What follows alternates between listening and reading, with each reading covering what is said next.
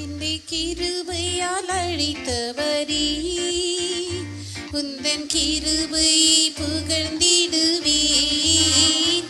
என்னை கிருபையால் அழைத்தவரே, உந்தன் கிருபை புகழ்ந்திடுவேன். என்னை சீர்படுத்தும், இன்னும் ஸ்திரப்படுத்தும், புது பலம் தந்து நிலை நிறுத்தும், புது பலம் தந்து நிலை நிறுத்தும். என்னை கிருபையால் அழைத்தவரே, தாயினை போல தீட்டி அணைத்தீர், தாயுள்ளம் கொண்டவரே. தாயினை போல தீட்டி அணைத்தீர், தாயுள்ளம் கொண்டவரே. தந்தையை போல தோளின் மேல் சுமந்தே சந்ததம் காத்த நீரே.